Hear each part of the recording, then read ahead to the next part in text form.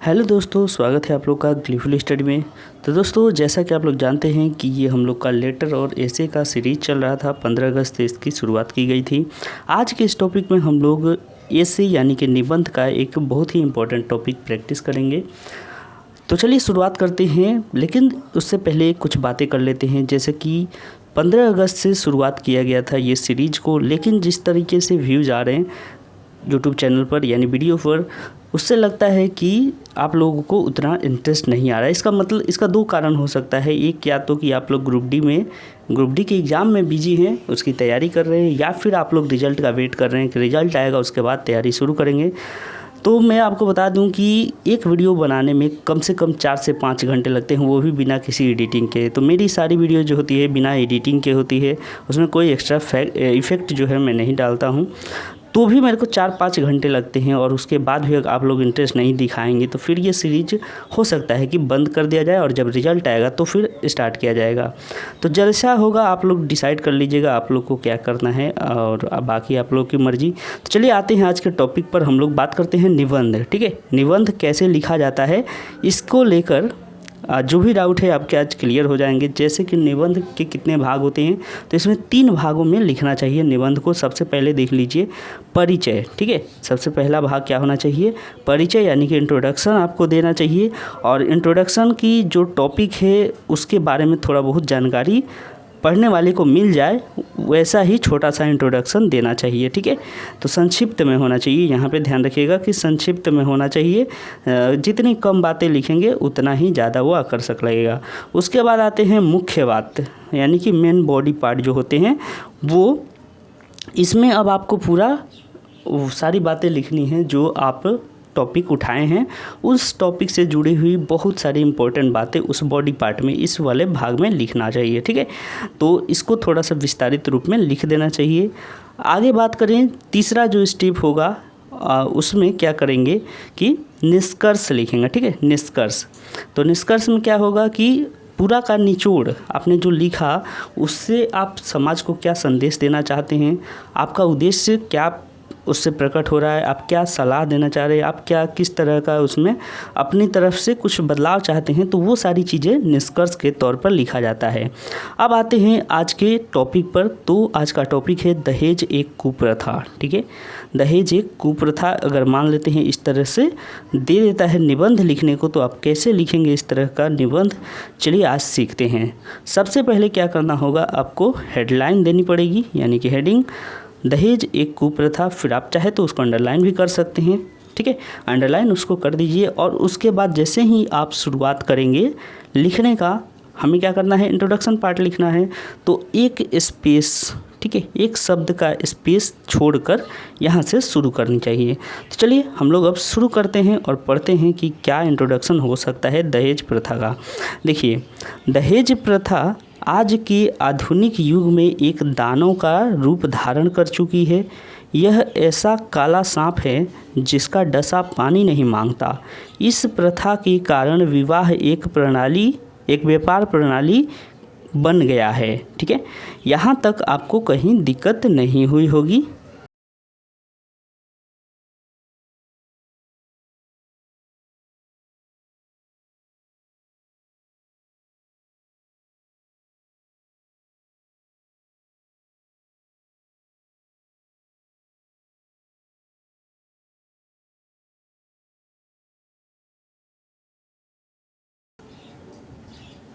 तो देखिए, जैसा कि यहाँ पे दानव का मतलब क्या होता है, राक्षस। ठीक है, तो एक राक्षस का रूप धारण कर लिया है दहेज ने। और उसके बाद और इसमें शब्द की बात करें, प्रणाली का मतलब सिस्टम होता है। ठीक है, तो एक बिजनेस का सिस्टम बन चुका है शादी ब्याह। शादी ब्याह क्या है, शादी और यानी कि विवाह जो है ये क्या है कि 2 परिवारों का मेल है, 2 व्यक्तियों का मेल है। लेकिन ये आज बिजनेस के तौर पे इसका उपयोग किया जा रहा है, यानी कि पैसे जब तक ना हो तब तक शादी को वैलिड नहीं माना जा रहा है आज के समाज में। लेकिन ये कई लोगों के लिए ठीक, यानी कि कई लोग इसका विरोध भी करते हैं और बिना मूल्य के भी करते हैं। तो ऐसे लोगों को ज़रूर सलाम करनी चाहिए। आगे हम लोग अगर बात करें क्या लिख सकते हैं और, तो देखिए, यह दहेज प्रथा हिंदू समाज के पर एक कलंक है। यह दहेज प्रथा हिंदू समाज के मस्तक पर एक कलंक है। तो ये यहाँ पर ऐसा नहीं है कि केवल हिंदू समाज, अगर मान लेते हैं कोई और भी समाज इस तरह का सिस्टम अपनाता है तो उसके लिए भी ये कलंक का काम है। तो लेकिन ज़्यादातर ये हिंदुओं में पाया जाता है, इसलिए यहाँ पे इस शब्द का प्रयोग कर सकते हैं, ठीक है। लेकिन अगर आपको लगता है कि यहाँ पे विवाद हो सकता है तो आप इस शब्द को हटा सकते हैं, ठीक है। इस शब्द को हटाकर आप लिख सकते हैं कि यह प्रथा हमारे समाज के लिए या हमारे देश के लिए कलंक है, ऐसा भी आप लिख सकते हैं, ठीक है। हो सकता है एग्जामिनर को ये पसंद ना आए, ठीक है। यहाँ पे जो शब्द यूज किया गया तो आपको क्या करना है, इस शब्द को हटाकर, ठीक है, क्योंकि किसी भी समाज विशेष के बारे में आप टिप्पणी अपने से नहीं कर सकते हैं जब तक कि, हालांकि ये गलत है, हम लोग को भी पता है, फिर भी आप क्या कर सकते हैं, ये हमारे देश और समाज यहाँ पर लिख सकते हैं, ठीक है। तो जो भी कुछ खास बातें होंगी मैं आप लोगों से ज़रूर शेयर करूँगा और आप लोगों को उसको मानना चाहिए। अब बाकी आपकी मर्जी। देखिए आगे बढ़ते हैं। इसने कितने ही घरों को बर्बाद कर दिया है, अनेक कुमारियों को अल्पायु में ही घुट घुट कर मरने पर विवश कर दिया है। इसके कारण समाज में अनैतिकता को बढ़ावा मिला है तथा पारिवारिक संघर्ष बढ़े हैं।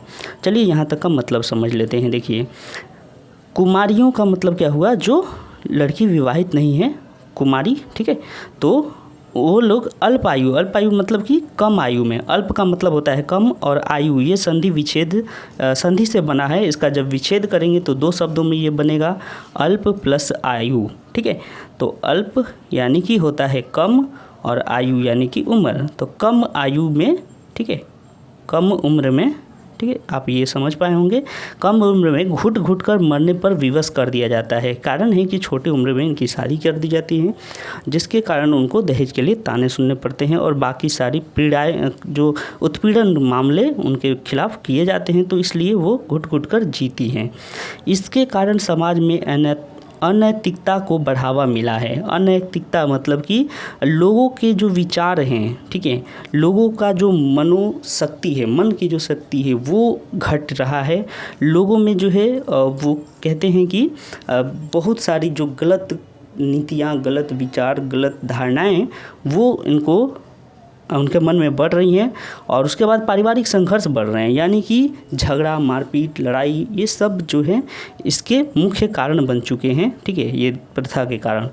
इस प्रथा के कारण समाज में बाल विवाह, बेमेल विवाह तथा विवाह विच्छेद जैसी अनेकों कुरीतियों ने जन्म ले लिया है, ठीक है।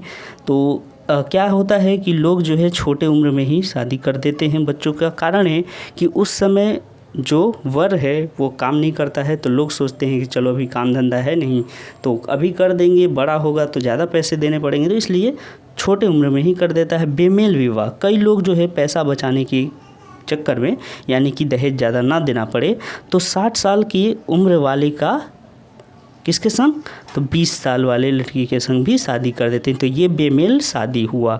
लेकिन ये क्यों हो रहा है, दहेज प्रथा के कारण ही हो रहा है, जो कि होना नहीं चाहिए, ठीक है।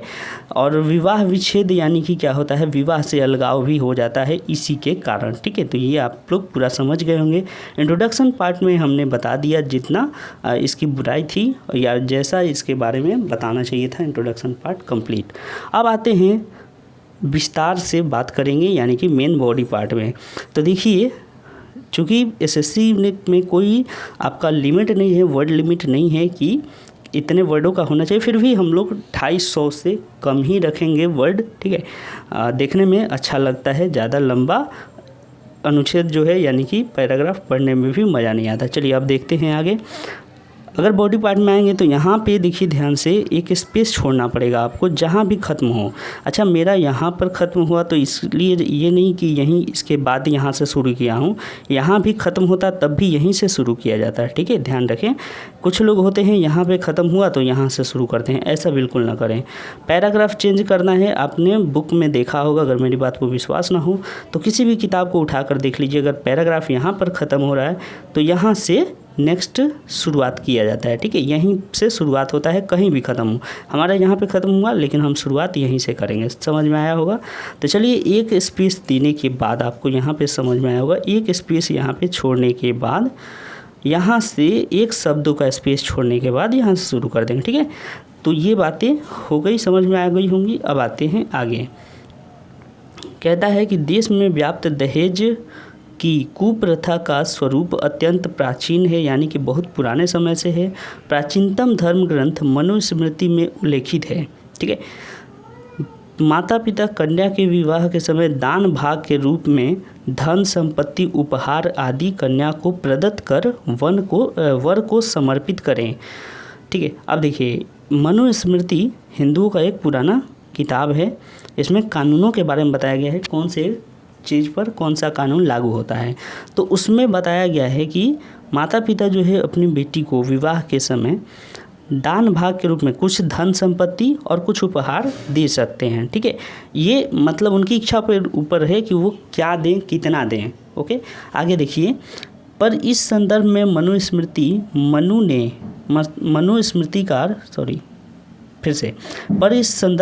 स्मृतिकार मनु ने इस बात का कोई उल्लेख नहीं किया कि यह भाग कितना होना चाहिए। यानी कि मेरे पास अगर 10 रुपये हैं तो मैं चाहूँ तो उनको 25 पैसे भी देकर अपना काम पूरा कर सकता हूँ।